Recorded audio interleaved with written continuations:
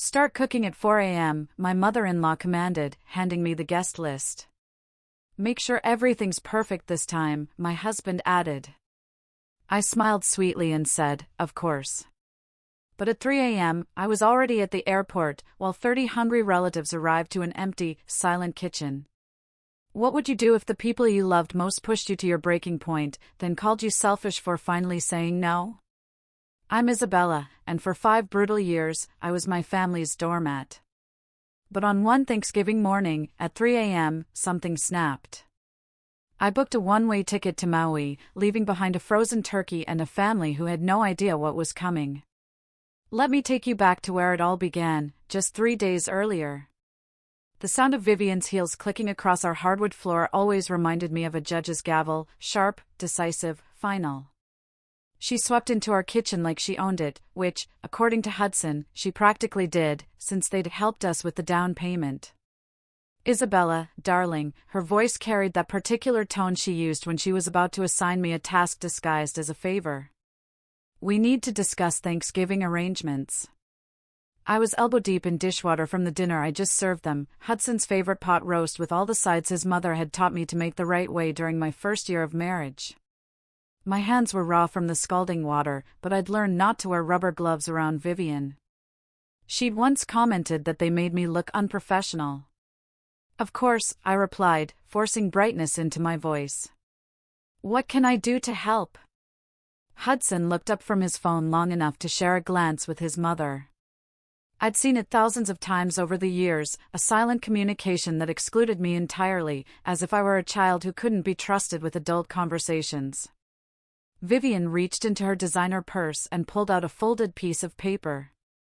The way she handled it with such ceremony made my stomach twist into knots. She placed it on the counter next to me with the care of someone presenting evidence in court. The guest list for Thursday, she announced. I've invited a few more people this year. Cousin Cynthia is bringing her new boyfriend. Uncle Raymond is coming with his whole family, and the Sanders from the country club will be joining us as well. I dried my hands on a dish towel and picked up the paper. As I unfolded it, the names kept coming and coming. I counted once, then twice, certain I'd made a mistake. 30 people, the words came out as barely a whisper. 32, actually, Vivian chirped.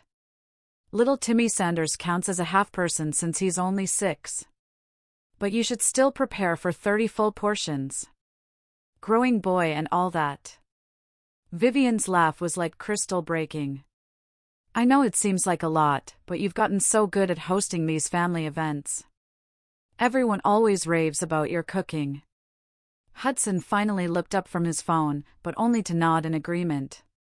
You've got this, babe. You always pull it off. I stared at the list, my eyes blurring slightly as I tried to process what they were asking. In previous years, we'd hosted maybe 15 people, and even that had meant I'd started cooking 2 days in advance, barely slept, and spent the entire dinner running back and forth between the kitchen and dining room while everyone else relaxed. When did you invite all these people? I asked, my voice smaller than I intended. Oh, over the past few weeks, Vivian said dismissively. Don't worry about the timing, dear. You'll manage just fine. You always do. But I haven't bought groceries for 30 people. I haven't planned a menu I took care of the planning part. Vivian pulled out another piece of paper. This one covered in her precise handwriting. Here's the complete menu. I've upgraded a few things this year. The Sanders are used to a certain standard. You understand? I looked at the menu and felt the room start to spin slightly. Turkey with 3 different stuffings, ham with pineapple glaze, 7 different side dishes, for desserts, including a homemade pie crust for the pumpkin pie, because store-bought just won't do. Homemade cranberry sauce. Fresh bread rolls. Vivian, this is a lot for one person to handle. She waved her hand as if I'd mentioned something trivial, like a minor inconvenience with the weather. Nonsense. You're perfectly capable. Besides, Hudson will be there to help. I looked at my husband, hoping to see some recognition in his eyes that what his mother was asking bordered on impossible. Instead, he was already back to scrolling through his phone. "I'll definitely help out," he said without looking up. "I can carve the turkey and open wine bottles." Carve the turkey. Open wine bottles. That was his idea of help for a meal that would require approximately 16 hours of active cooking time. What time should I start cooking? I asked, though part of me already knew the answer would be unreasonable. Vivian checked her expensive watch. "Dinner should be served at 2 p.m. sharp, the Sanders prefer to eat early. I'd say you should start around 4 a.m. to be safe. Maybe 3:30 if you want everything to be perfect." 4 a.m.? I repeated. "Start cooking at 4 a.m. in the morning," she said more firmly this time, handing me the guest list. "And make sure everything is perfect this time." Hudson looked up then, but only to add his own emphasis. "Yeah. And make sure everything is perfect this time." The stuffing was a little dry last year. The stuffing that I'd made while simultaneously managing 6 other dishes, while he watched football in the living room. The stuffing that everyone else had complimented. The stuffing that his mother had specifically requested I make again this year. "Of course," I heard myself say. "Of course, I'll make sure everything's perfect." But as I stood there, holding that list of 32 names and a menu that would challenge a restaurant kitchen, something cold settled in the pit of my stomach. It wasn't just the impossibility of the task they'd assigned me. It was the casual way they'd assigned it. As if my time, my effort, my sanity were commodities they could spend without consideration. Later that night, after Vivian had gone home and Hudson had fallen asleep, I sat at our kitchen table with a calculator, trying to figure out the logistics. The turkey alone would need to go in the oven at 6 a.m. to be ready by 2 p.m., but I'd need the oven space for other dishes. The math didn't work. The timing was impossible. I found myself staring at the guest list, really looking at it for the first time. 32 people. But my name wasn't on it. I was cooking for 32 people, and I wasn't even considered a guest at the dinner I was preparing. That's when I noticed something else. Hudson's cousin Ruby wasn't on the list. Ruby, who had been coming to family Thanksgiving for years. Ruby, who had recently gotten divorced and was having a hard time. I picked up my phone and called her. "Isabella, it's kind of late. Is everything okay? I was just wondering, are you coming to Thanksgiving this year?" There was a long pause. "Well, Vivian called last week. She said that since I'm single now and going through such a difficult time, maybe it would be better if I spent the holiday somewhere more appropriate for my situation. She suggested I might be more comfortable at a smaller gathering." My grip tightened on the phone. "She uninvited you?" She didn't put it that way, but yes, I guess she did. Ruby had been family for 8 years, but the moment her life became messy, the moment she might need support instead of being able to provide entertainment value, Vivian had cut her from the list. After I hung up, I sat in the dark kitchen for a long time. The list of names blurred in front of me as tears I'd been holding back for hours finally came.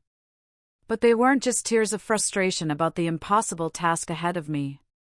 They were tears of recognition, because I saw myself in Ruby's situation. I saw what happened when you stopped being useful to Vivian. When you stopped being the perfect daughter-in-law who could pull off impossible dinners and never complain.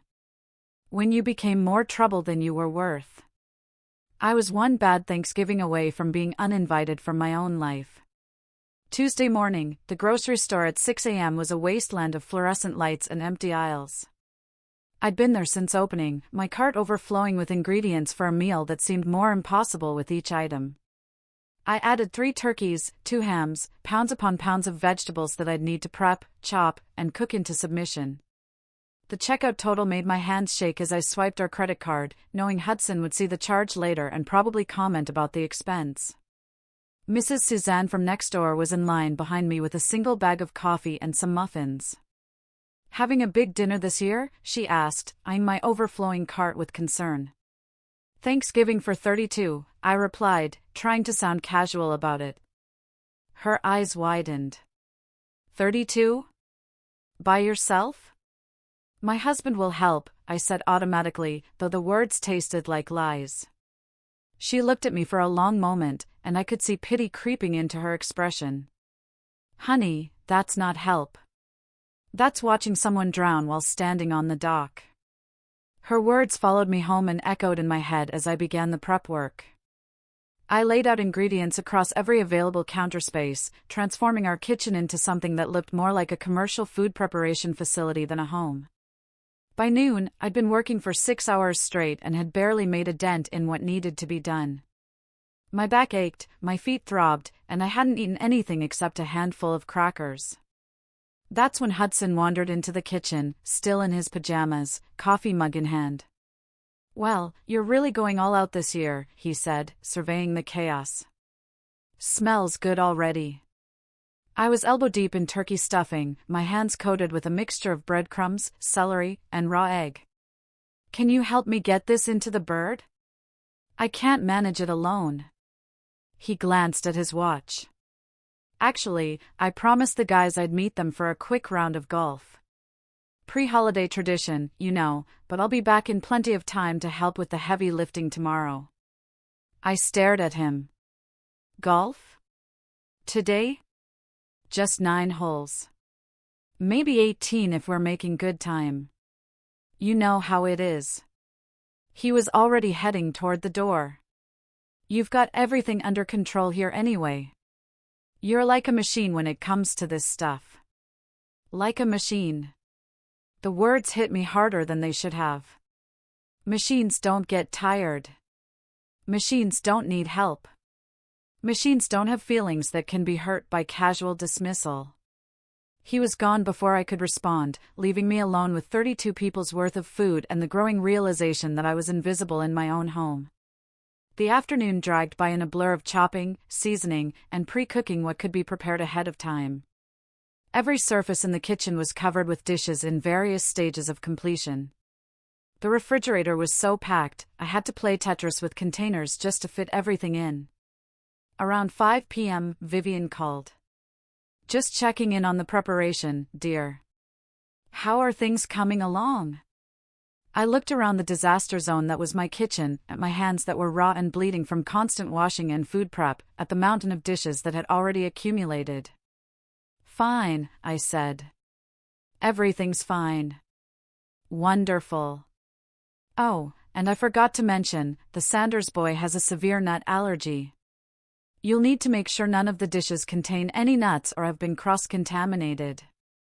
Life-threatening situation if there's any exposure.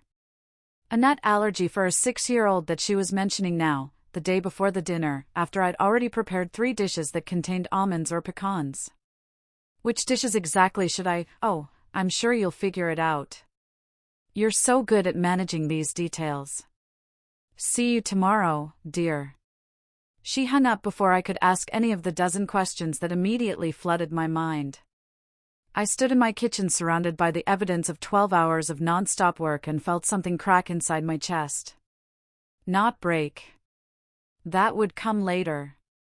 Just crack, like the first fissure in a dam that's been holding back too much pressure for too long. That night, Hudson came home smelling like beer and golf course grass. Cheerful from his day of freedom while I'd been trapped in preparation hell. How'd the cooking go, babe? Everything ready for tomorrow's marathon session? I was sitting at the kitchen table, finally allowing myself to rest for the first time since dawn. My entire body ached, and I hadn't had a real meal all day. There's a problem with the menu, I said quietly.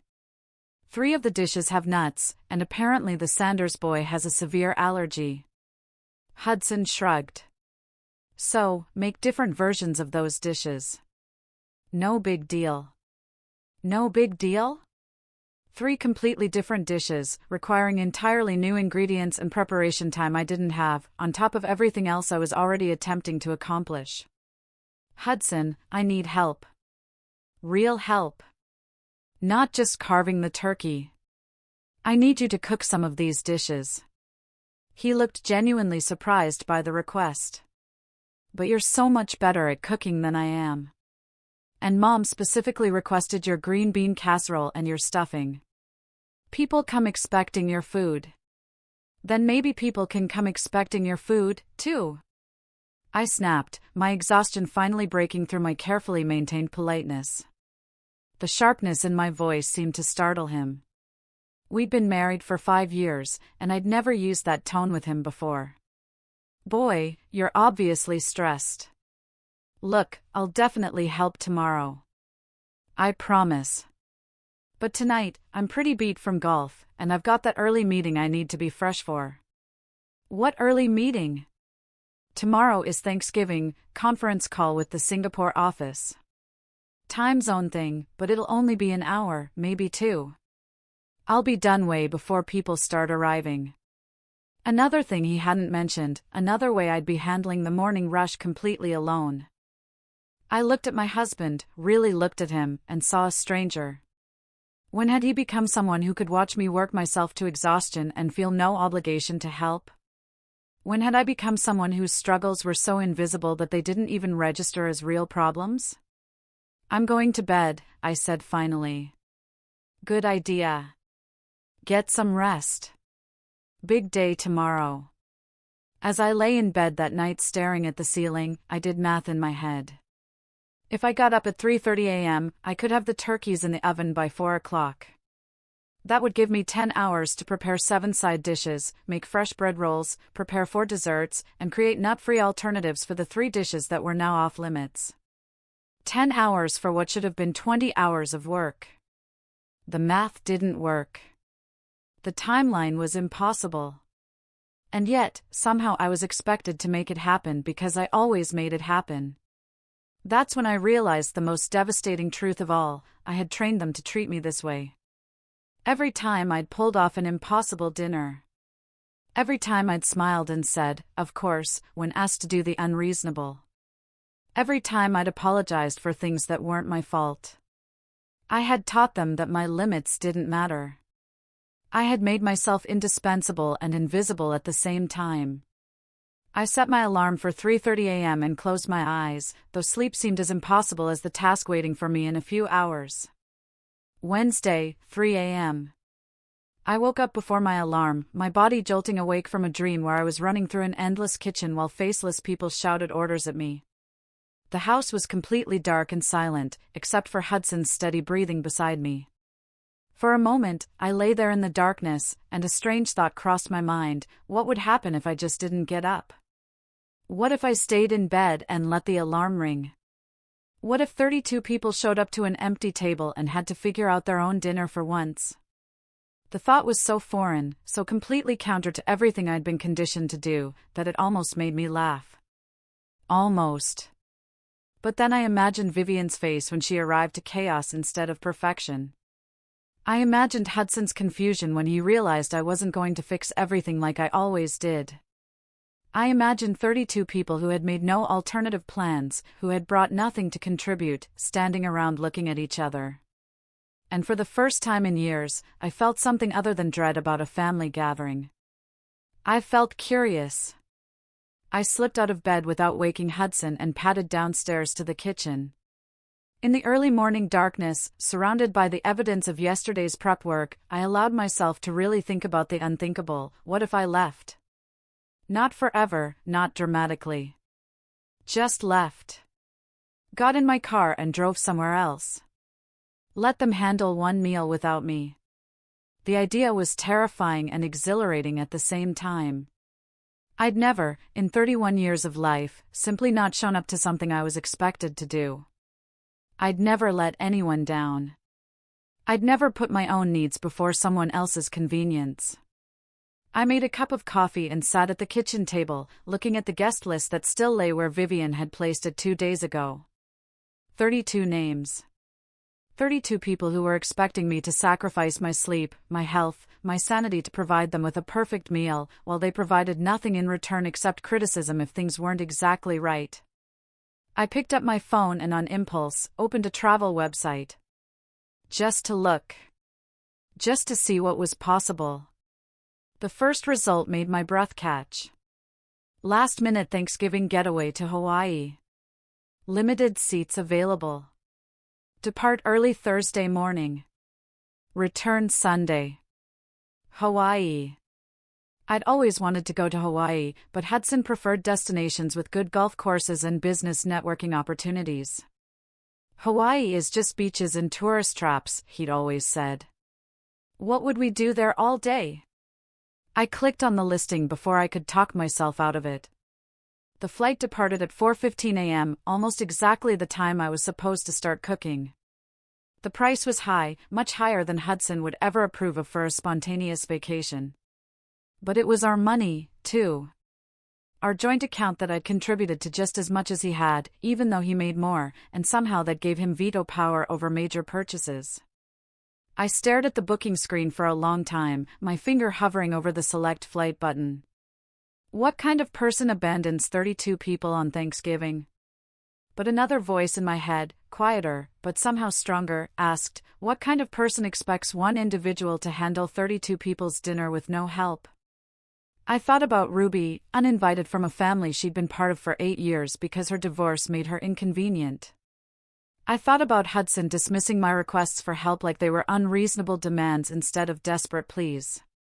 I thought about Vivian casually mentioning a life-threatening allergy the day before the dinner as if my ability to completely restructure the menu overnight was a given.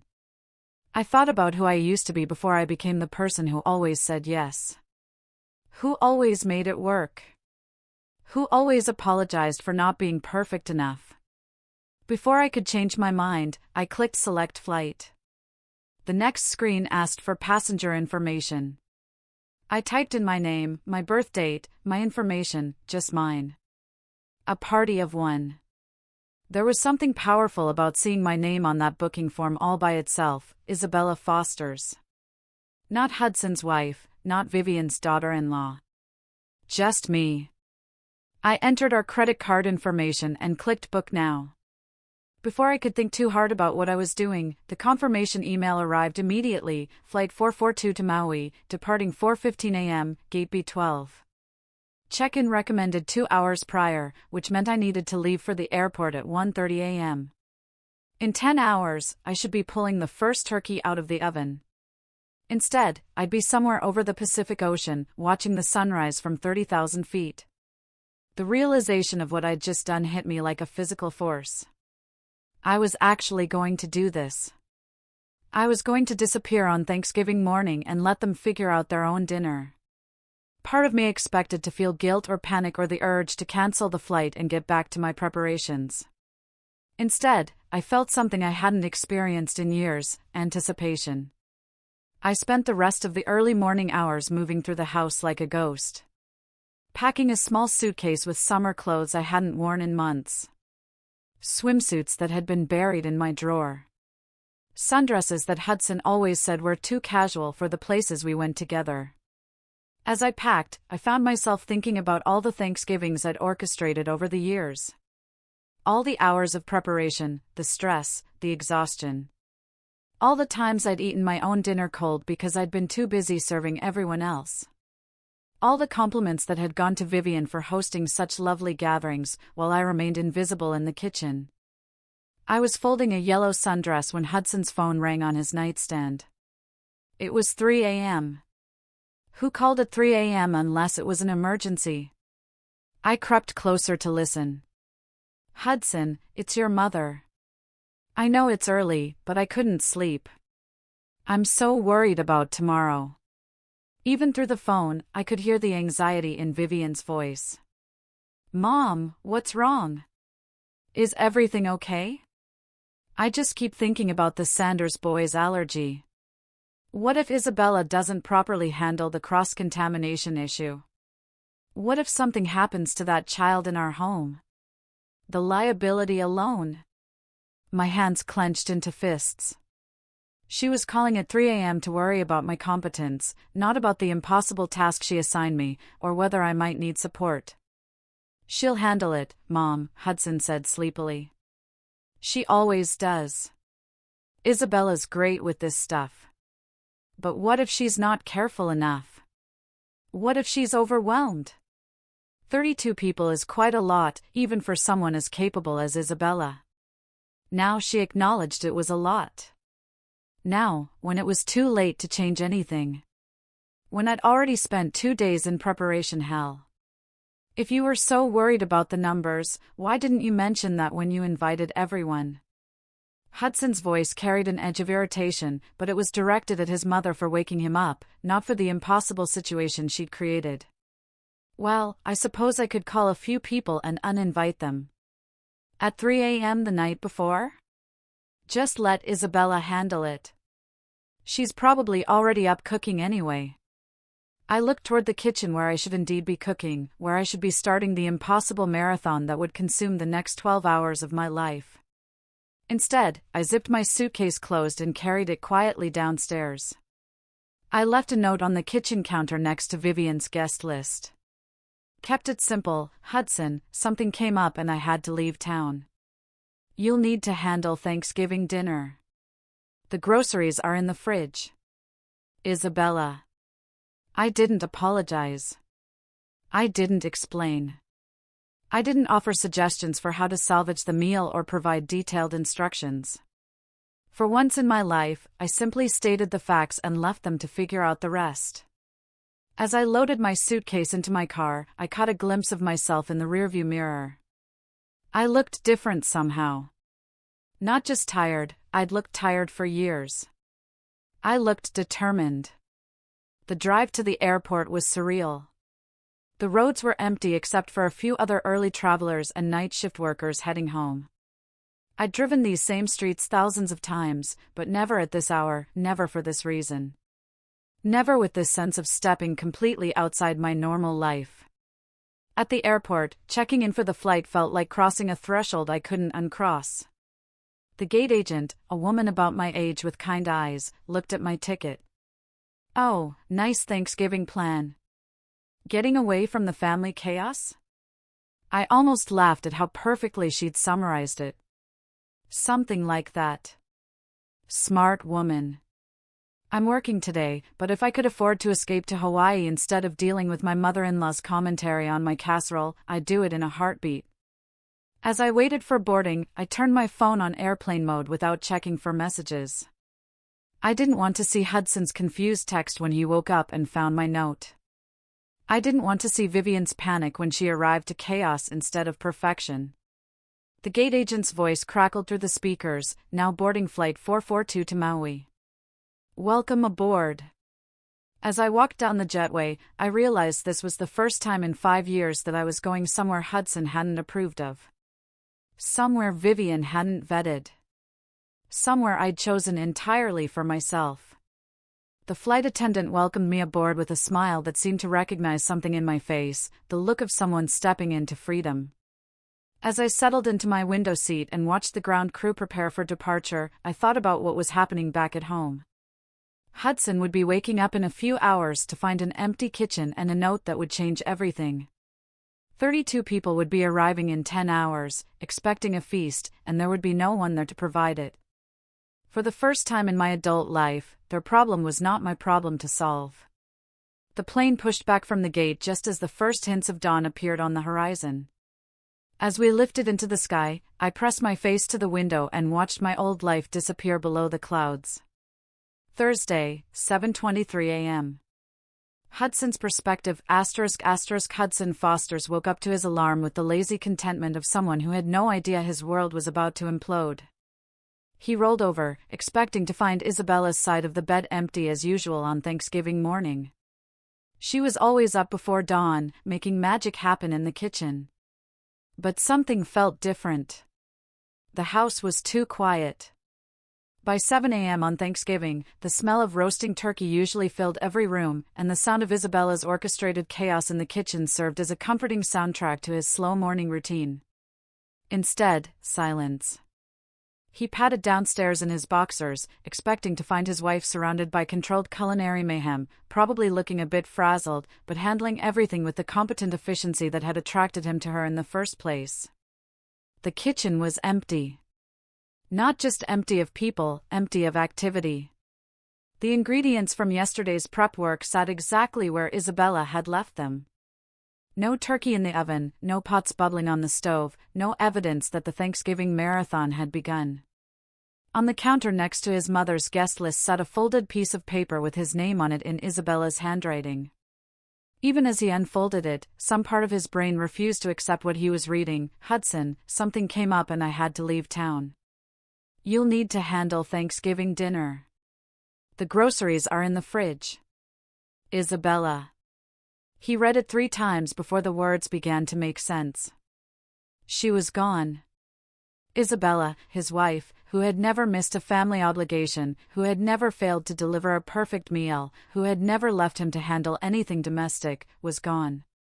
His first thought was that someone must have died. A family emergency that had required her immediate departure.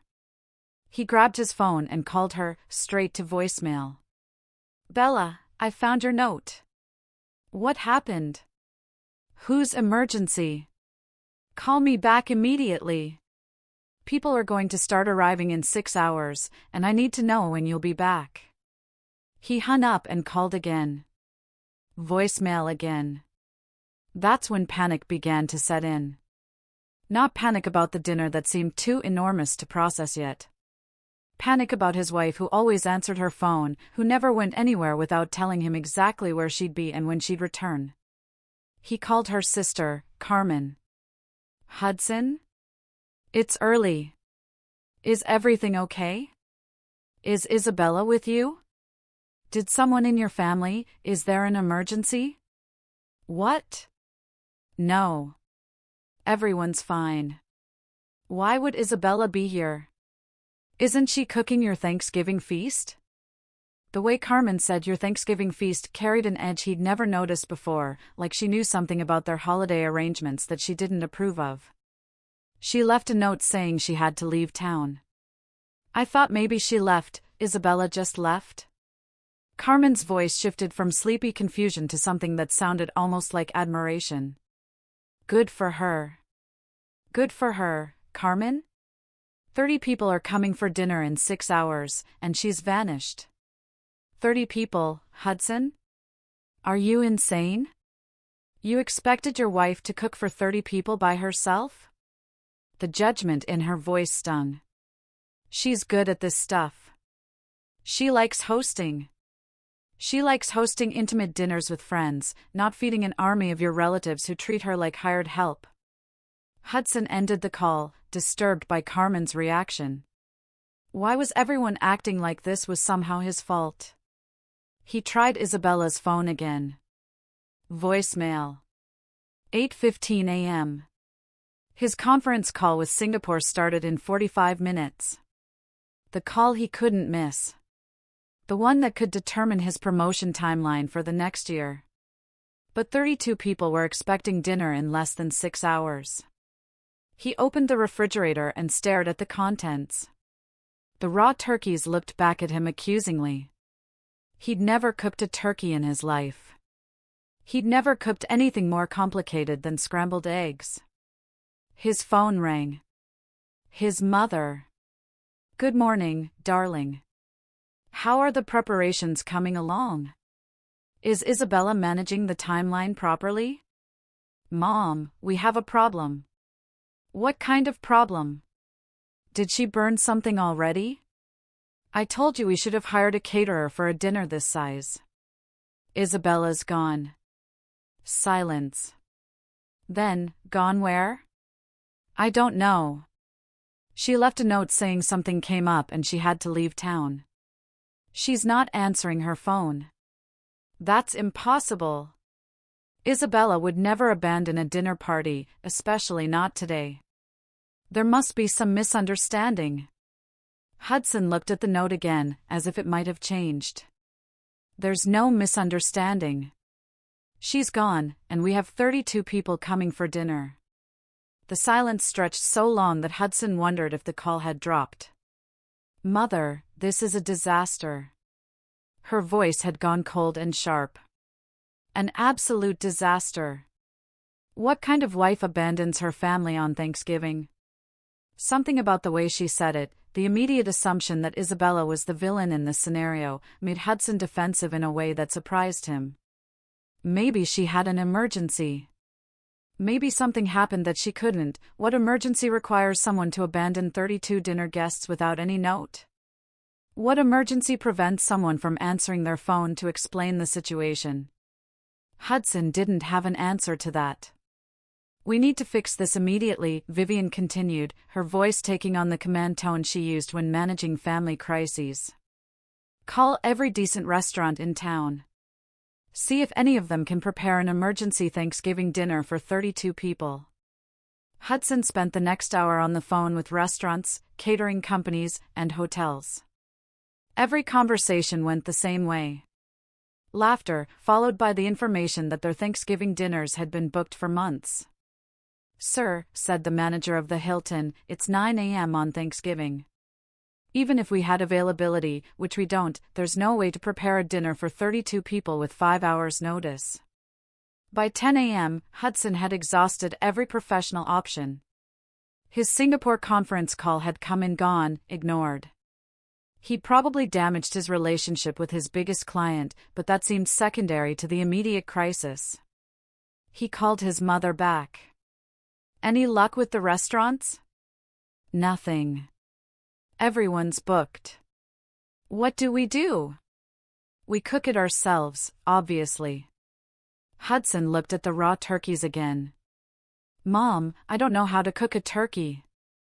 I don't know how to cook any of this." "Then you learn. YouTube exists. How hard can it be?"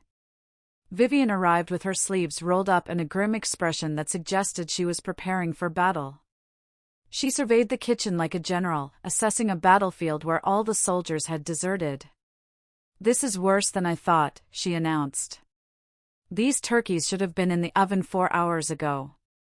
They'll never be ready in time."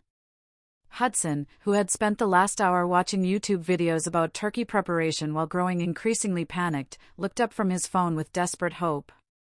"Can we cook them faster somehow? Higher temperature?" "Hudson, darling, you cannot rush a 20-pound turkey. Physics doesn't bend to accommodate your wife's abandonment issues." They worked in intense silence for the next hour.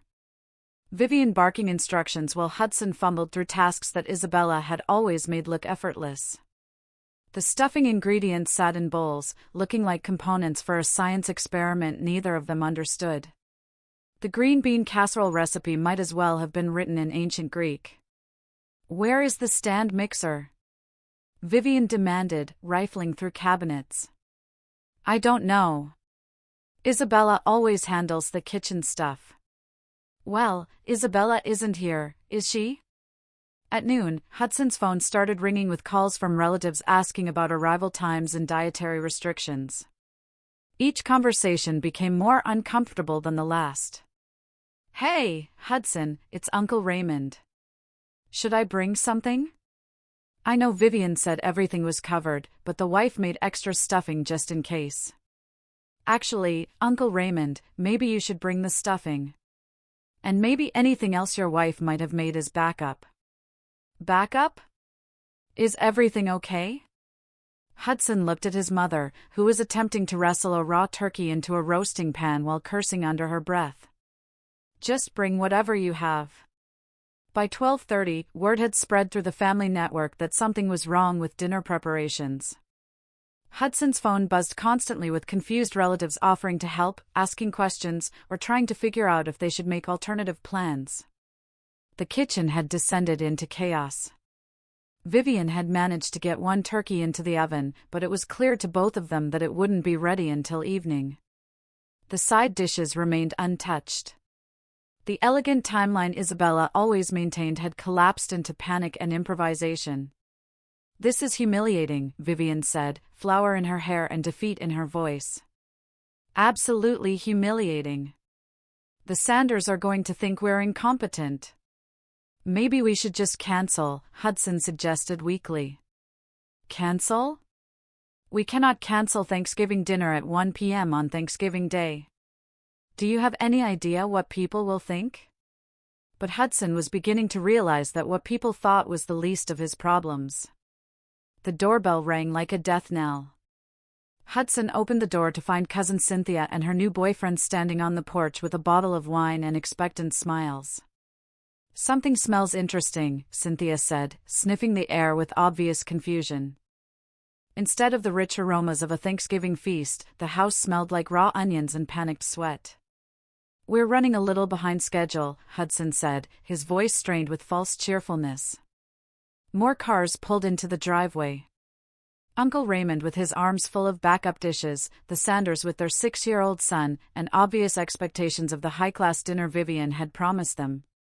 Cousin after cousin, friend after friend, all arriving to find Hudson standing in the doorway, looking like he was greeting mourners at a funeral. "Where's Isabella?" asked Aunt Margaret, looking around for the hostess who usually greeted everyone with genuine warmth and the promise of an amazing meal. "Had to step out. Emergency." The living room filled with increasingly confused relatives. Conversations grew stilted as people realized something was seriously wrong. The dining room table, set with Isabella's careful place settings from 2 days ago, stood ready for a feast that didn't exist. Vivian emerged from the kitchen looking like she'd been through a war. Her perfect hair was disheveled, her clothes stained with various food substances, and her usual composure had cracked to reveal something close to panic. "Everyone, please be patient. We've had some unexpected challenges with the meal preparation." Mr. Sanders, a man accustomed to country club service and fine dining, looked at his watch pointedly. "We were told dinner would be served at 2 p.m. It's nearly that time now." "Yes, well, there have been some complications." "What kind of complications?" The question came from Hudson's cousin, Julie, who had driven 3 hours with her family and was beginning to look annoyed. Hudson and Vivian exchanged glances. Neither of them wanted to be the one to explain that the woman they'd all taken for granted had simply vanished, leaving them helpless. "Isabella had to leave town suddenly," Hudson said finally. "Family emergency."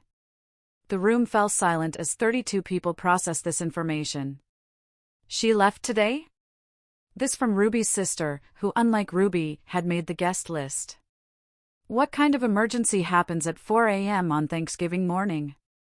Hudson didn't have an answer. Uncle Raymond cleared his throat. "Well, what's the plan for dinner then?" All eyes turned to Hudson and Vivian. 32 people who had made no backup plans, brought no substantial food contributions, and arranged their entire day around a meal that had been promised to them. "We're working on it," Vivian said weakly. Little Timmy Sanders, the 6-year-old with the severe nut allergy, tugged on his mother's dress. "Mommy, I'm hungry." "When are we eating?" His innocent question seemed to break whatever spell had been keeping the room politely quiet. Suddenly, everyone was talking at once. "Maybe we should order pizza." "Pizza places aren't open on Thanksgiving." "What about Chinese food?" "With a 6-year-old who has food allergies?" "This is insane.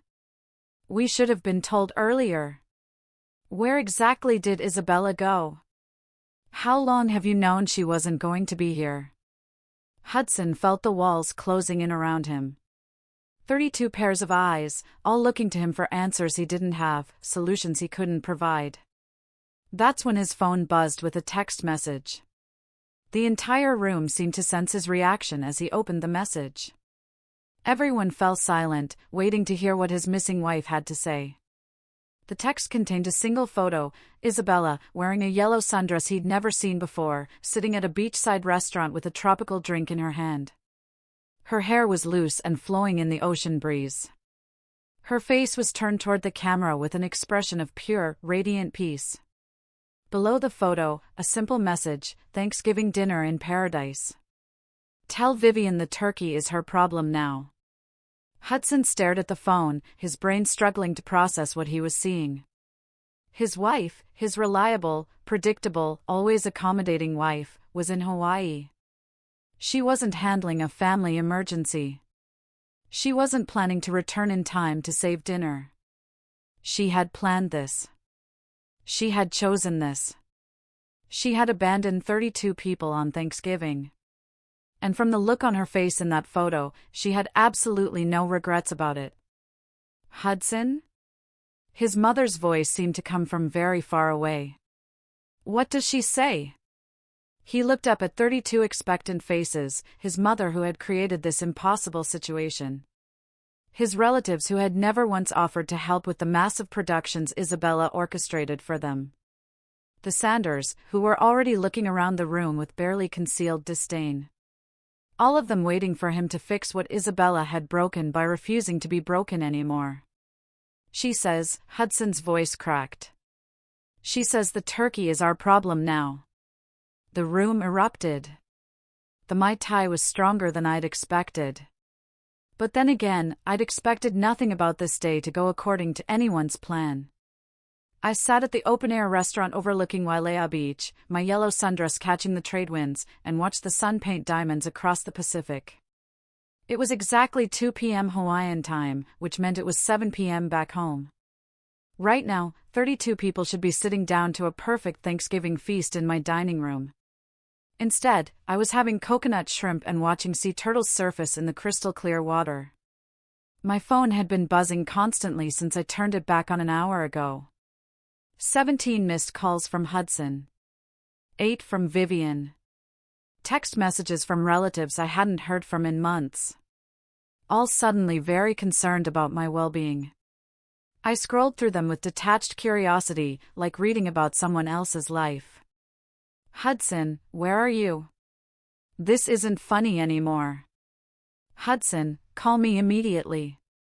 We need to talk about this. Hudson, people are asking questions I can't answer. Vivian, Isabella, whatever point you're trying to make, you've made it. Come home and fix this. Vivian, this is beyond selfish. You're embarrassing the entire family.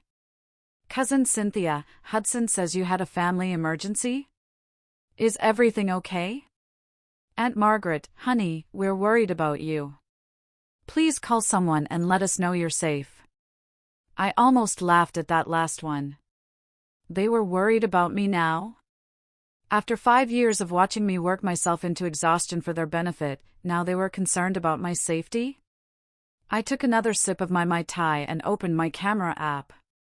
The sunset behind me was turning the sky into shades of orange and pink that looked too beautiful to be real. I took a selfie, making sure to capture both my genuinely happy expression and the paradise backdrop.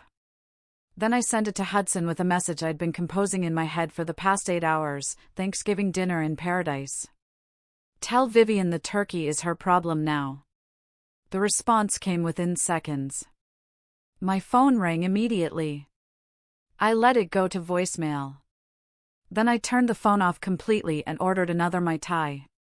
By 8 p.m., the Great Thanksgiving disaster had reached legendary status in the family. Half the relatives had left to find restaurants that might still be serving food. The other half had gathered in the kitchen, attempting to salvage something resembling a meal from the chaos Hudson and Vivian had created.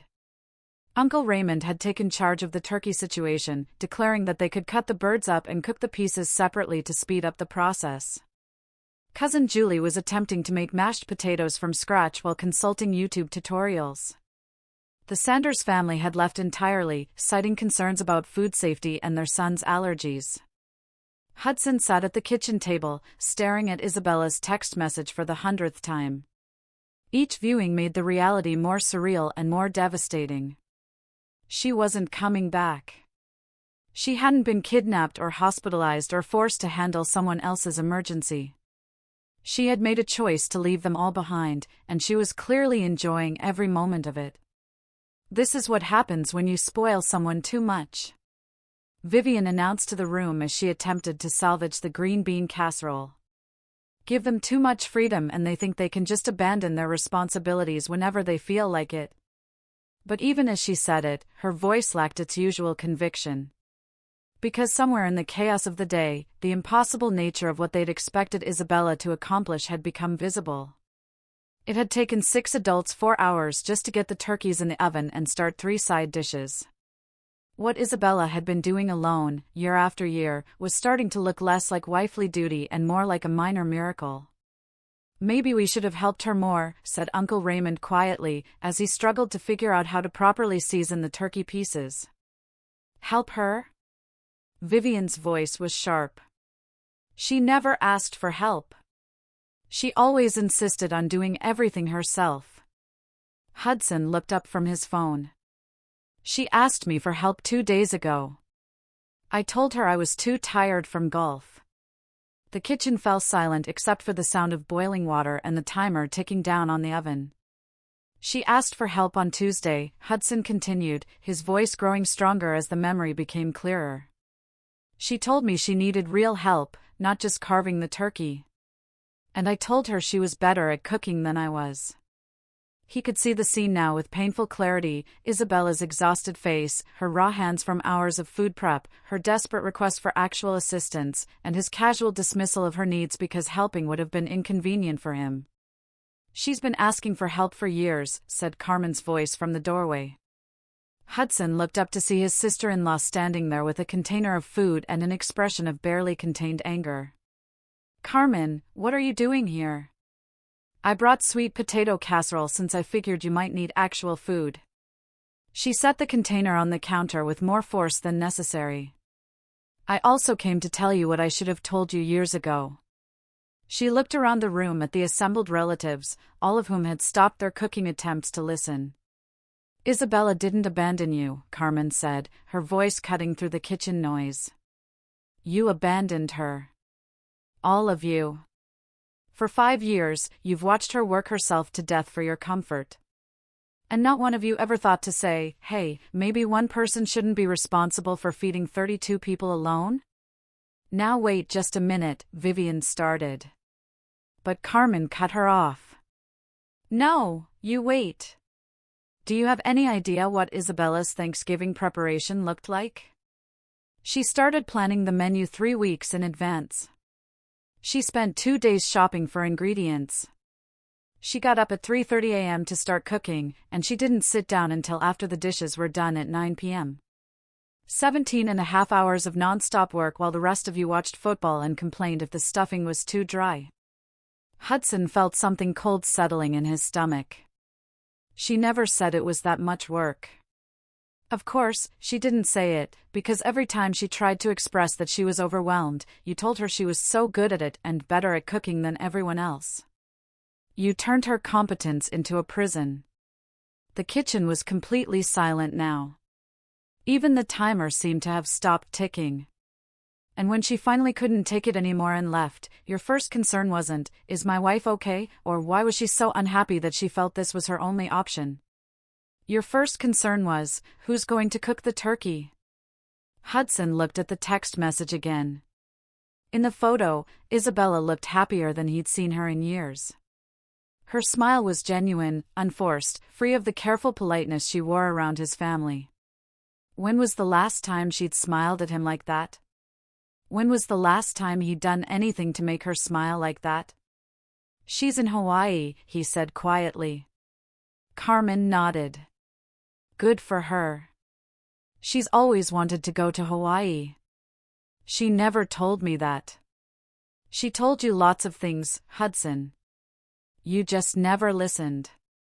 I woke up in my hotel room to the sound of waves and the warm Hawaiian breeze flowing through the open balcony doors. For a moment, I lay perfectly still, savoring the unfamiliar sensation of waking up naturally instead of to an alarm, of having nowhere I needed to be, and nothing I needed to accomplish for anyone else. It was 9:30 a.m.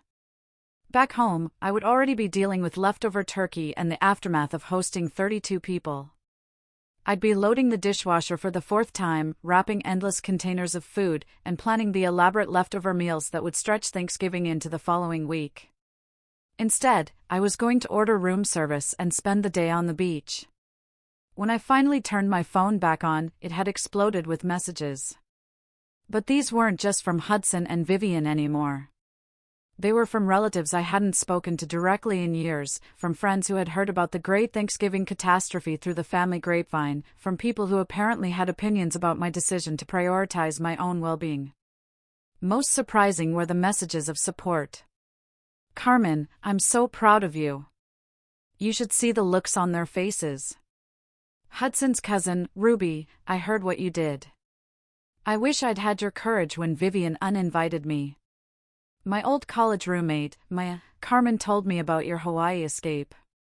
Enjoy every minute. But there were other messages, too. Vivian, I hope you're satisfied. You've ruined Thanksgiving for 32 people and embarrassed your husband in front of his colleagues. Hudson's brother, Dennis, real mature, Isabella. Way to destroy a family tradition over a temper tantrum. Some of Hudson's cousins, people I'd cooked for and cleaned up after for years, had apparently decided I was selfish and ungrateful. The criticism stung, but not as much as I'd expected it to. Because for every message calling me selfish, there was another from someone who understood exactly why I'd left. My phone rang. Hudson again. This time I answered. Isabella. His voice was rough, like he hadn't slept. Thank God. Are you okay? Are you safe? I'm fine, Hudson. I'm in Hawaii. Hawaii? What are you doing in Hawaii? I'm on vacation. Something I've wanted to do for years. But you can't just leave town without telling me. You can't just abandon Thanksgiving dinner. People were counting on you. I looked out at the ocean where a group of dolphins was playing in the surf. People were counting on me to do something impossible without any help. I decided not to do that anymore. It's not impossible. You've done it before. I've nearly killed myself doing it before. There's a difference. There was a long silence on the line. Look, whatever point you're trying to make, you've made it. Come home and we'll talk about getting you more help next year. More help? Like I was asking for a favor instead of basic human consideration. What kind of help, Hudson? I don't know. Maybe we could hire someone to serve the food so you don't have to run back and forth. What about cooking the food? Well, you're so much better at that than anyone else. And there was the fundamental misunderstanding that had defined our entire marriage. Hudson genuinely believed that my ability to handle impossible tasks meant I should handle them. Not that the tasks were unreasonable to begin with. Hudson, do you know how many hours I spent preparing for yesterday's dinner? I don't know. A lot. 37 hours over 3 days.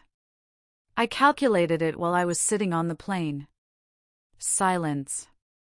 And do you know how many hours you spent helping me? That's not fair. I was going to help with the serving and the cleanup.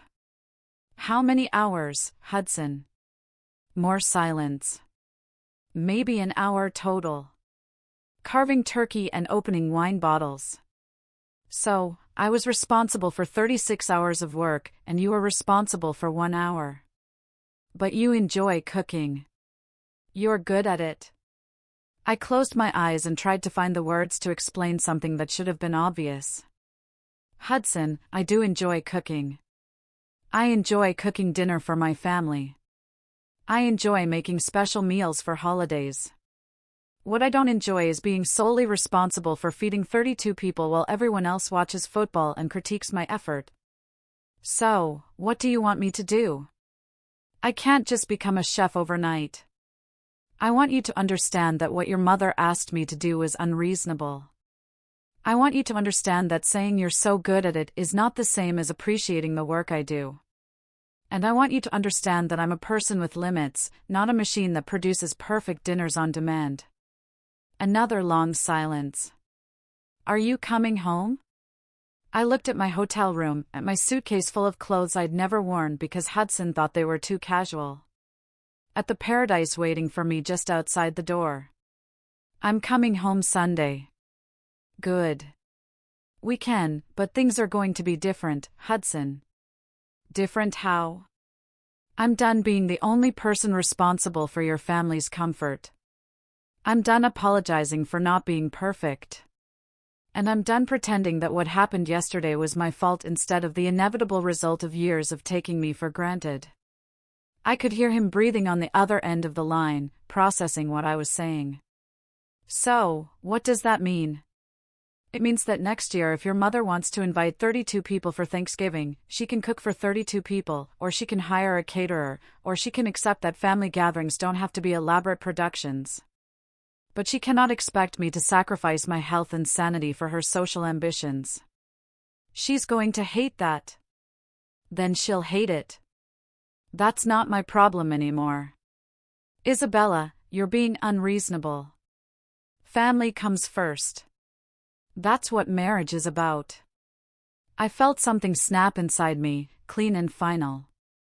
Whose family, Hudson? Because your family has made it very clear over the years that I'm not really part of it. I'm the help. I'm the person who makes things nice for everyone else. But I'm not actually considered when decisions are made. That's not true. Really? When your mother made the guest list, did she ask me if I could handle cooking for 32 people? When she decided to upgrade the menu, did she consider whether I had the time and energy for all those extra dishes? When she mentioned the nut allergy at the last minute, did she think about how that would affect my preparation? She probably assumed I would handle it because I always handle it, just like you assumed I would handle it. Neither of you considered whether it was fair to ask me to handle it. I could hear voices in the background, his family probably gathering for leftover turkey and post-mortem analysis of the great Thanksgiving disaster.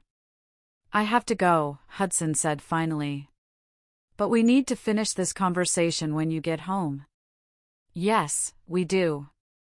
After I hung up, I sat on my balcony for a long time, thinking about the conversation and what it meant for my marriage. Hudson still didn't understand what he'd done wrong. He still thought this was about me being ungrateful, rather than about years of systematic dismissal of my needs and feelings. But for the first time in our relationship, I had stated my boundaries clearly and without apology. I had said no to something that was unreasonable, and I had stuck to it even when it disappointed people. It felt terrifying and liberating at the same time. I ordered a tropical fruit plate from room service and spent the day reading a novel on the beach, something I hadn't done in years. Every few hours, I took a photo of my surroundings and posted it to social media with captions like, "Learning to put myself first," and "Paradise is a state of mind." I knew Hudson's family was probably seeing these posts. I knew they were probably analyzing every word for signs of mental breakdown or evidence of selfishness. I didn't care anymore. For 3 days, I was going to be exactly as selfish as they'd accused me of being. I was going to think only about my own comfort, my own desires, my own happiness. It was going to be the best vacation of my life. The flight back to reality was turbulent, both literally and metaphorically. As we descended through storm clouds toward the airport, I felt my phone buzzing back to life with messages I'd been ignoring for the past day. Hudson, what time does your flight land? I'll pick you up. Carmen, how was Paradise? Ready to come back and set some boundaries? Vivian, we need to have a family meeting about your behavior. This cannot happen again. That last message made me laugh out loud, earning a concerned look from the businessman in the seat next to me. Vivian wanted to have a family meeting about my behavior, as if I were a teenager who had missed curfew instead of a grown woman who had refused to be taken advantage of. The airport was crowded with post-holiday travelers. All of us looking slightly shell-shocked by the transition from vacation time back to real-world responsibilities. But as I walked through the terminal, I noticed something different about my own reflection in the shop windows. I stood straighter. My face looked relaxed in a way it hadn't in years. Hudson was waiting for me at baggage claim, looking like he hadn't slept well in days. His clothes were wrinkled, his hair unkempt, and there were dark circles under his eyes that made him look older than his 34 years. "Hi," he said when he saw me approaching. "Hi." We stood there for a moment. Two people who had been married for 5 years, suddenly unsure how to interact with each other. "How was your trip?" he asked finally. It was exactly what I needed. He waited for me to elaborate, but I didn't. The old Isabella would have filled the awkward silence with apologies and explanations, reassuring him that everything was fine and normal could resume immediately. The new Isabella just collected her suitcase and walked toward the parking garage. The drive home was mostly silent, punctuated only by Hudson's occasional attempts at conversation that I answered briefly and without enthusiasm. I wasn't trying to be cold. I was just done performing emotional labor for his comfort. As we pulled into our driveway, Hudson finally asked the question that had obviously been eating at him. "So, what happens now?" I looked at our house, the house where I'd spent 5 years making myself smaller and smaller to accommodate everyone else's needs, and felt a strange mix of familiarity and detachment. Now, we figure out if our marriage can survive me having boundaries. I was barely finished unpacking when the doorbell rang. Through the peephole, I could see Vivian standing on our front porch with the posture of someone preparing for battle. I considered not answering, but that would only delay the inevitable conversation. "Vivian," I said as I opened the door. "How nice to see you." She pushed past me into the house without waiting for an invitation, her high heels clicking against the hardwood floor with their familiar sound of authority. "We need to talk," she announced, settling herself on our living room couch as if she were holding court. "I figured we might. What you did on Thursday was unacceptable. Absolutely unacceptable. Do you have any idea how humiliating it was to have to explain your absence to 32 people? I sat across from her in the chair Hudson always said was too formal for everyday use, but had always been my favorite spot in the room. "I imagine it was very difficult," I said calmly. She seemed taken aback by my tone, which was neither defensive nor apologetic. "Difficult? It was a disaster, Isabella. A complete disaster. The Sanders are telling everyone at the country club that we can't be trusted to host a proper dinner party. Cousin Cynthia's new boyfriend thinks our entire family is dysfunctional. Uncle Raymond spent 4 hours trying to cook turkeys he had no idea how to prepare. That sounds very stressful for everyone. I'm sure it was very difficult to suddenly be responsible for tasks they'd never had to handle before." Vivian's eyes narrowed. "Tasks they'd never had to handle before because you always insisted on doing everything yourself. And there was the fundamental rewrite of history that I'd been expecting. I insisted on doing everything myself? You never asked for help. You never indicated that you were overwhelmed. You just took control of every holiday gathering and then apparently resented us for letting you." I felt the familiar anger rising in my chest. But this time, I didn't push it down or try to manage it for her comfort. "Vivian. I asked for help dozens of times over the years. I asked Hudson to help with cooking. I suggested potluck-style gatherings where everyone contributed dishes. I mentioned that 32 people might be too many for one person to handle. I don't recall those conversations." "Of course you don't. Because every time I suggested that the arrangements were becoming unmanageable, you told me I was so capable and such a wonderful hostess, and that you couldn't imagine anyone else handling things as well as I did."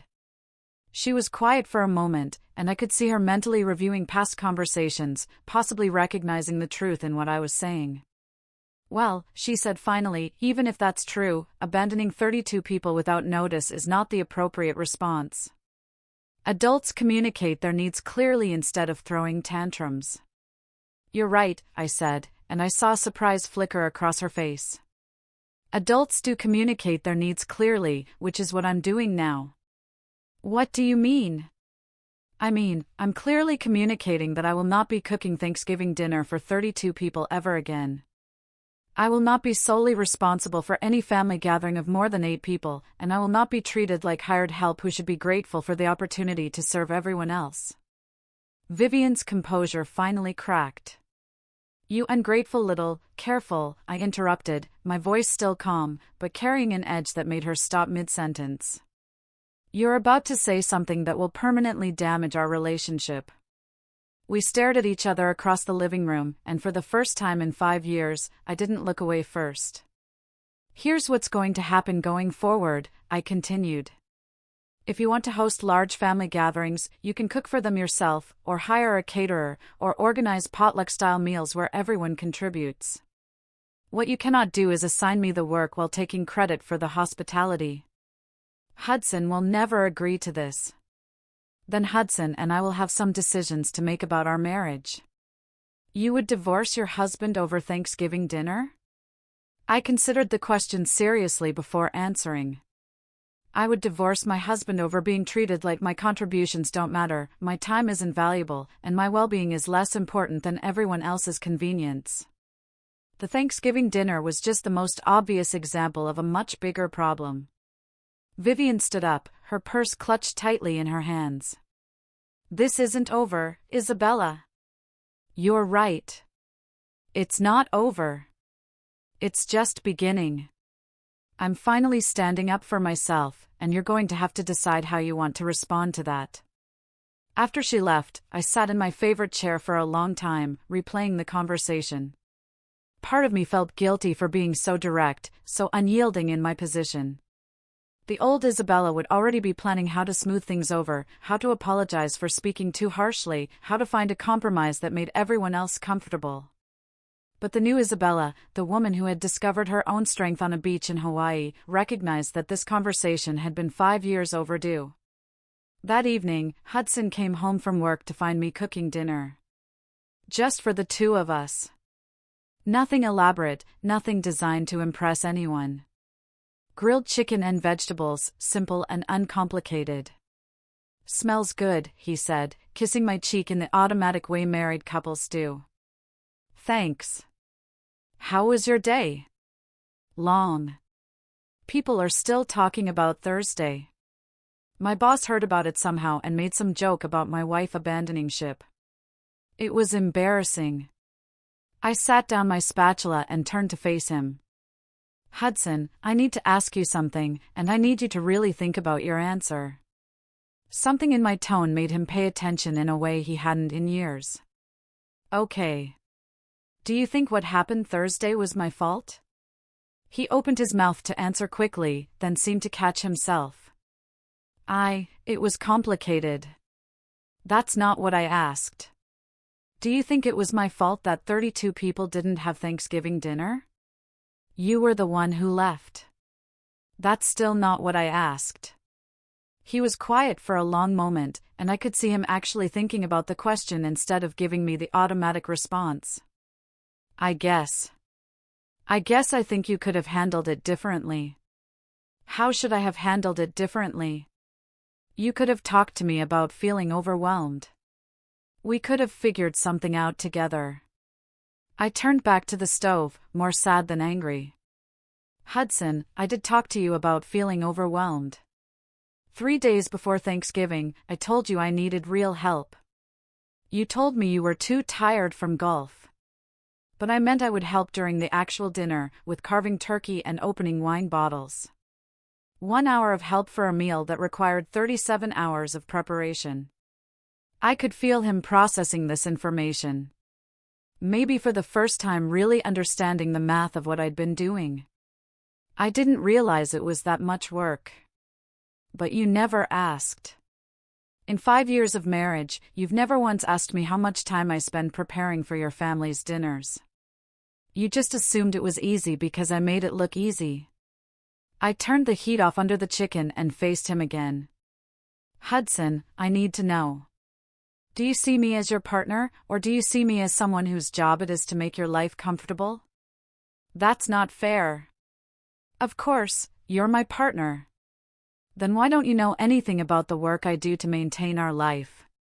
Why don't you know how I spend my time, what I struggle with, what I need help with? He started to answer, then stopped. I could see him realizing that he didn't have a good response. I guess I just assumed. I thought you liked doing all the hosting stuff. I like some of it. I like cooking for people I care about. I like creating beautiful experiences. What I don't like is being taken for granted.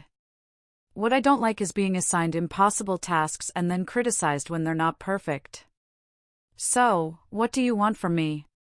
It was the first time in our entire marriage that he'd asked me that question directly. I want you to see me. I want you to notice when I'm struggling and offer to help without being asked. I want you to value my time and energy the same way you value your own. And I want you to stand up to your mother when she treats me like hired help instead of family. Stand up to my mother, Isabella? She uninvited your cousin, Ruby, because Ruby's divorce made her inconvenient. She assigned me a task that would have challenged a restaurant kitchen and then acted like it was a reasonable request. She mentioned a life-threatening allergy the day before the dinner. And when I finally couldn't take it anymore, she called me ungrateful. Hudson was quiet for a long time. She came by today, I continued. She told me that what I did was unacceptable and that I need to apologize to everyone for ruining Thanksgiving.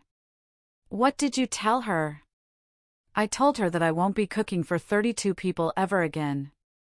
I told her that if she wants to host large gatherings, she can do the work herself or hire someone to do it. Hudson's face went pale. Isabella, you can't just, she's my mother, and I'm your wife. The question is which relationship matters more to you. The kitchen fell silent except for the sound of the exhaust fan and the distant hum of the refrigerator. That's not fair, Hudson said finally. You're making me choose. No, Hudson. Life is making you choose. I'm just finally telling you what I need instead of pretending I don't need anything. He sat down heavily at the kitchen table, looking older than I'd ever seen him. I don't know how to do this. I don't know how to stand up to her. For the first time since I'd returned from Hawaii, I felt a flicker of hope.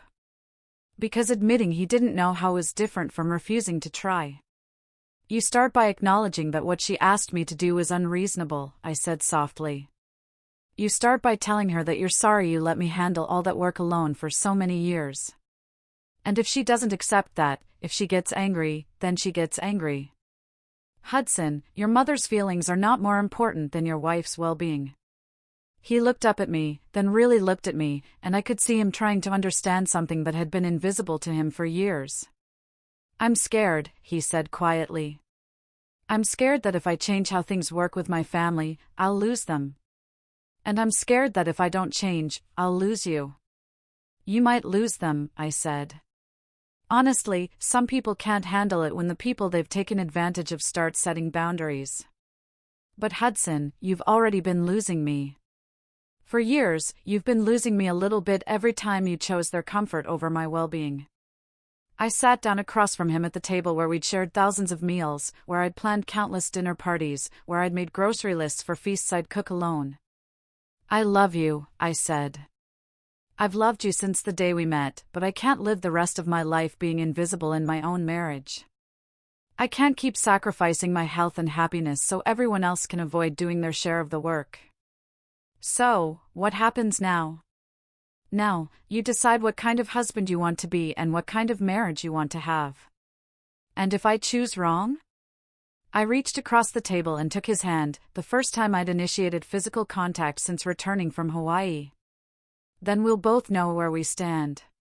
1 year later, I woke up naturally at 8:30 a.m., sunlight streaming through the windows of our bedroom. From the kitchen downstairs, I could hear the sounds of Hudson starting coffee and the quiet voices of Carmen and her family who had arrived the night before. This year, we were hosting 8 people for Thanksgiving dinner, Hudson's brother and his wife, Carmen and her husband and 2 kids, an elderly neighbor who had nowhere else to go, and us. 8 people instead of 32. A manageable, intimate gathering where everyone was contributing something, and no one person was responsible for the entire production. Vivian was spending Thanksgiving with the Sanders at their country club, where she'd hired a professional catering service to ensure everything was properly managed. She'd made it clear that our new boundaries were unacceptable to her and that she considered our scaled-back celebration to be disappointing compared to the elaborate productions of previous years. Hudson had been devastated at first when she'd essentially uninvited us from the larger family gatherings. But over the past year, as he'd gotten to know me again, really know me, not just the version of me that existed to serve everyone else, he'd started to understand what I'd been trying to tell him. The turning point had come in February, when Vivian had tried to assign me the catering for Hudson's cousin's baby shower. Instead of automatically accepting, I'd said I'd be happy to contribute a dish, but wouldn't be handling the entire event. Hudson had backed me up. He'd actually called his mother and explained that Isabella was his partner, not the family's unpaid event coordinator, and that future gatherings would need to be planned differently. The conversation had been difficult. Vivian had accused him of being controlled by his wife and had threatened to cut off contact if he didn't get Isabella back in line, but Hudson had held firm, and in doing so, he'd finally chosen our marriage over his mother's expectations. Now, as I got dressed in comfortable jeans and a sweater, no need for the elaborate outfits I used to wear when trying to impress 32 guests, I could hear laughter from downstairs. Carmen's kids playing with Hudson. My brother-in-law, Dennis, helping Hudson prep vegetables for the stuffing. When I walked into the kitchen, Hudson looked up from the sweet potatoes he was peeling and smiled, the first genuine, unforced smile he'd given me in years. "Good morning, beautiful. Ready for our first real Thanksgiving?" "Our first real Thanksgiving," I agreed, kissing him softly. Carmen looked up from where she was showing her daughter how to make cranberry sauce from scratch. "How does it feel to wake up at a normal time on Thanksgiving morning?" "Like a revelation," I said, pouring myself coffee from the pot Hudson had made. "Like I'm finally a guest at my own holiday." The doorbell rang, and Hudson went to answer it. Through the kitchen window, I could see Mrs. Suzanne from next door standing on our porch with a pumpkin pie and a bottle of wine. Last year, she'd been the one to tell me that watching someone drown while standing on the dock wasn't help. This year, she was joining us for dinner because everyone deserved to have somewhere to belong on Thanksgiving. As the morning progressed, our small group worked together to prepare the meal. Not just Hudson and me, but everyone. Carmen's husband carved the turkey while Hudson made gravy from scratch, something he'd learned to do over the past year. Dennis and his wife handled the side dishes they'd volunteered to bring. Even the kids helped by setting the table and arranging the flowers. By 2 p.m., we were sitting around our dining room table. Not the elaborate formal setup I used to create for 32 people, but a warm, comfortable arrangement that actually allowed for conversation. As we went around the table, sharing what we were grateful for, I found myself thinking about the woman I'd been a year ago. The woman who had been drowning in other people's expectations while everyone watched from the dock. When it was my turn to speak, I looked around at the faces of people who saw me as a person, not as a service provider. "I'm grateful for learning the difference between being needed and being used," I said. "I'm grateful for discovering that I can love people without sacrificing myself for them. And I'm grateful for finding out who I really am when I'm not trying to be perfect for everyone else." Hudson reached over and squeezed my hand. "I'm grateful that my wife taught me how to be a better husband," he said, even when it meant she had to go to Hawaii to get my attention. Everyone laughed, and I felt something I hadn't experienced in years, complete contentment with exactly where I was and who I was with. After dinner, as we all cleaned up together, everyone contributing, no one person stuck with all the work, I stepped out onto our back porch for a moment of quiet. My phone buzzed with a text message. For a split second, I tensed, wondering if it might be Vivian with some criticism or demand. Instead, it was a photo from Ruby, Hudson's cousin, who had been uninvited from the family gatherings last year. She'd sent a picture of herself at a Friendsgiving celebration with a group of people I didn't recognize. All of them laughing around a table full of food. Her message read, "Thank you for showing me it's okay to choose happiness over obligation. Having the best Thanksgiving of my life with people who actually want me here." I smiled and put my phone away without responding. Some messages didn't need responses. They just needed to be received and appreciated. Hudson appeared beside me on the porch, wrapping his arms around me from behind. "Regrets?" he asked softly. I leaned back against him and looked up at the stars that were just beginning to appear in the evening sky. "About Hawaii? Never. About us? About how hard this year has been." I turned in his arms so I could see his face. "Hudson, this year has been the first year of our marriage where I felt like I mattered, where I felt like my voice was heard and my needs were considered. It's been hard, but it's been real. I'm sorry it took me so long to understand. I'm sorry it took me so long to demand understanding." We stood there for a moment in comfortable silence, listening to the sounds of our family cleaning up inside, of normal people doing normal amounts of work and sharing normal amounts of responsibility. "So what's the plan for next year?" Hudson asked. "Same group, same size, same boundaries," I said firmly. "Whatever else changes, that stays the same." "Good," he said, kissing the top of my head. "I like the woman who sets boundaries. I like her a lot better than the woman who pretended she didn't have any." As we walked back inside together, I caught a glimpse of myself in the hallway mirror. The woman looking back at me was relaxed, confident, genuinely happy.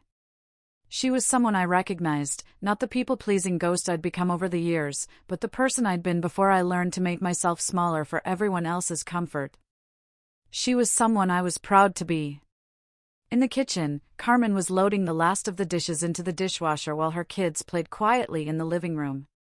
Dennis and his wife were packing up the leftovers they were taking home. Everyone was contributing to the cleanup, just like everyone had contributed to the meal. "This was perfect," Carmen said, hugging me goodbye. "Exactly what Thanksgiving should be." "Intimate," agreed Dennis's wife. "Actually relaxing instead of feeling like a performance." After everyone had gone home, Hudson and I sat together on our couch. Both of us tired, but satisfied in a way I hadn't felt after a holiday in years. "I have something for you," Hudson said, reaching into his jacket pocket. "It's not Christmas yet," I protested. "It's not a Christmas gift. It's an apology gift and a promise gift." He handed me a small envelope. Inside was a round-trip ticket to Hawaii departing the day after Christmas. "For both of us this time," he said. "I figured it was time I saw what paradise looks like through your eyes." I looked at the ticket, then at my husband, who had spent the past year learning how to see me as a person instead of a service provider. "Hudson Foster's," I said, using his full name the way I had when we were dating and everything felt possible. "You just might be worth keeping after all." He laughed and pulled me closer. "Isabella Foster's," he said. "I'm going to spend the rest of my life making sure you never feel invisible again." Outside, the first snow of the season was beginning to fall, covering our neighborhood in clean, white silence.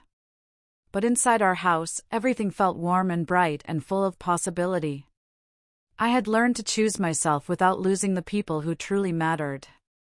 I had learned that love doesn't require sacrifice of self, but recognition of self. And I had learned that sometimes the most revolutionary thing you can do is simply refuse to disappear. The turkey was gone, the dishes were done, and I was finally, completely home.